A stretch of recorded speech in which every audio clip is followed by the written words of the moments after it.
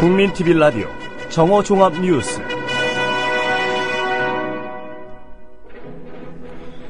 홍문종 새누리당 사무총장이 아프리카 예술박물관의 불법 건축물 신축을 묵인하고 임대료를 받은 사실이 추가로 드러나 파문이 확산되고 있습니다.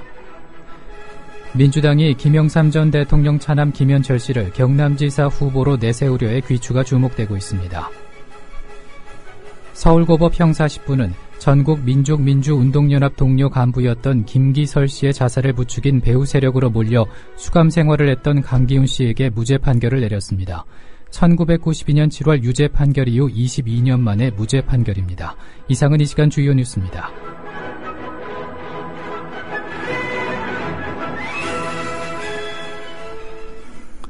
국민TV 라디오 정오종합뉴스입니다. 홍문종 새누리당 사무총장이 아프리카 예술박물관의 불법 건축물 신축을 묵인하고 임대료를 받은 사실이 추가로 드러나 파문이 확산되고 있습니다.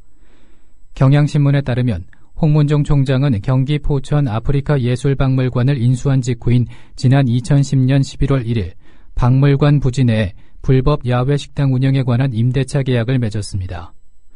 임대차 계약서에 따르면 임차인은 야외 식당 155제곱미터를 보증금 1,000만 원에 월 100만 원의 월세를 내는 것으로 명시돼 있었고 계약 기간은 2010년 11월 1일부터 2년간이었습니다.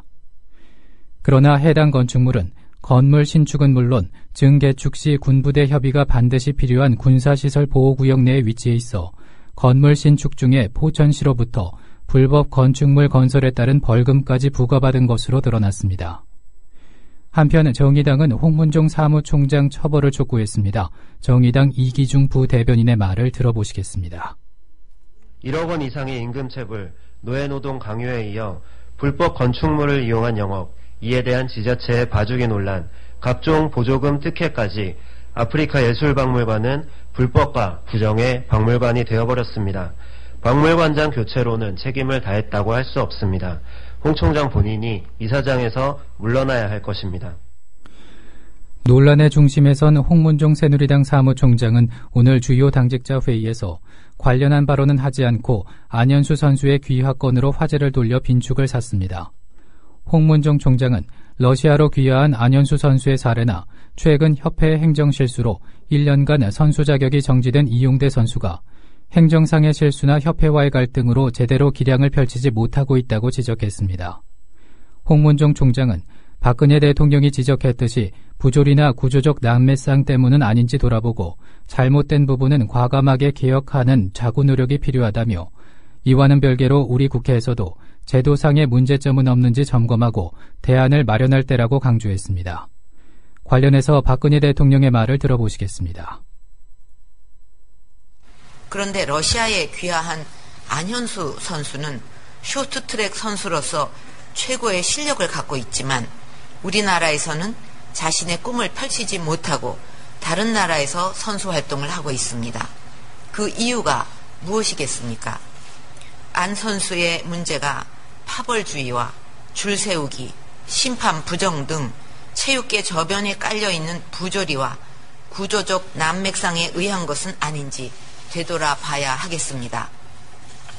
지금 우리는 각 분야에 재능이 있는 선수들을 발굴하고 그 꿈을 실현할 수 있도록 최선을 다해 돕는 사심없는 지도자와 가르침이 필요합니다.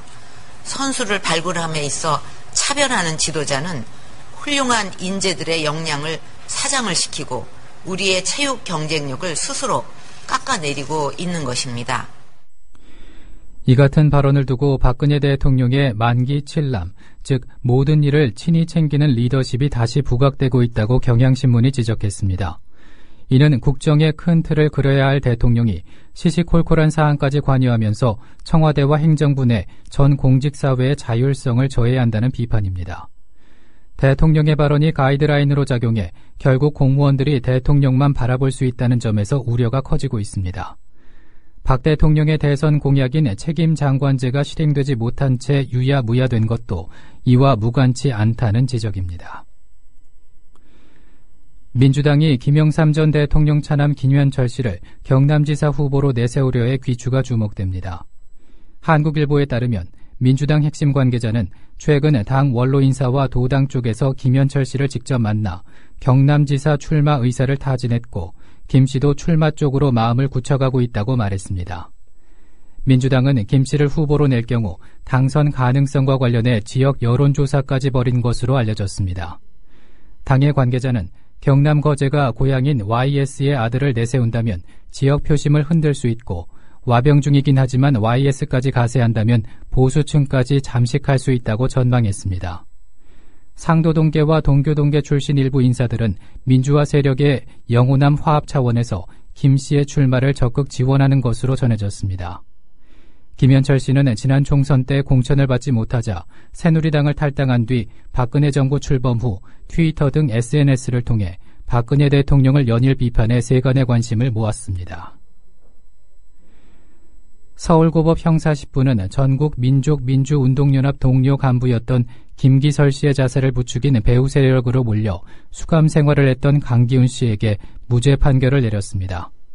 1992년 7월 유죄 판결 이후 22년 만에 무죄 판결입니다. 재판부는 판결문에서 유죄의 근거가 된 지난 1991년 국립과학수사연구소의 필적 감정은 신빙성이 없다며 당시 감정은 히읗과 쌍시옷 등 희소성과 항상성이 높은 필법 등이 필적 감정에서 제외됐다며 국과수를 비판했습니다. 한국판 드레피스 사건으로 불린 이 사건으로 3년의 옥살이를 마치고 나온 암투병 중인 강기훈 씨가 한 말을 들어보시겠습니다.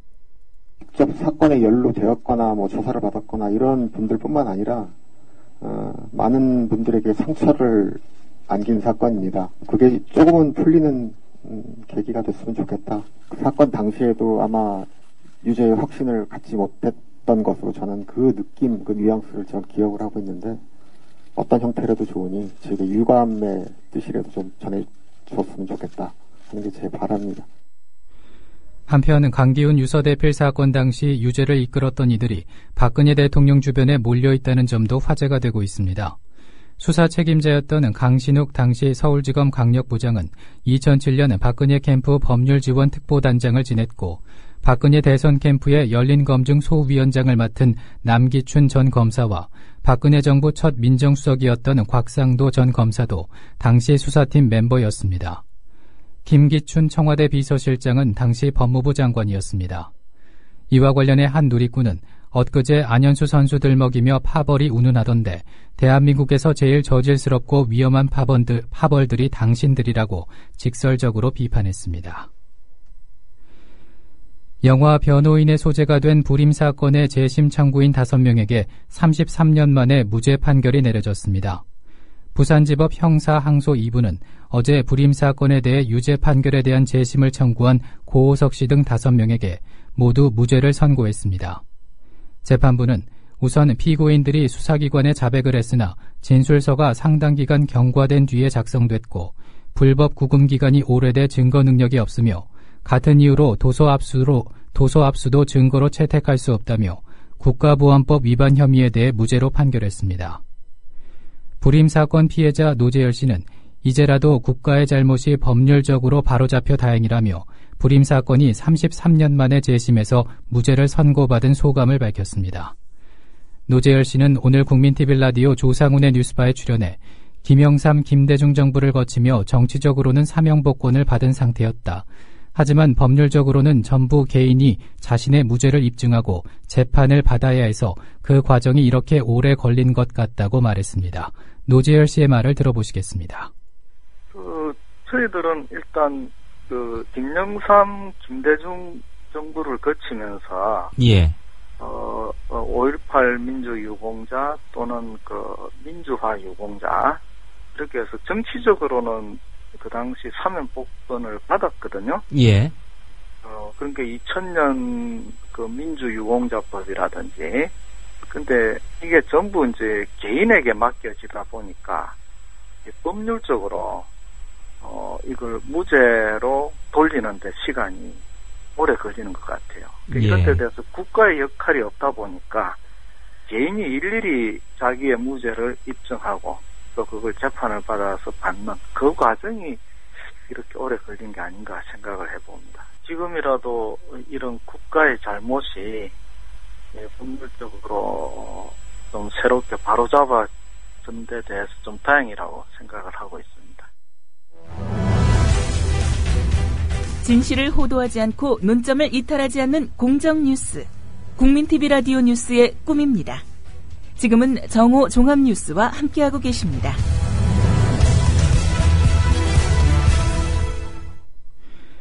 박근혜 정부의 인천공항철도 지분 매각 움직임에 대해서 효자를 집에서 내쫓아 버리는 것이라는 평가가 나왔습니다.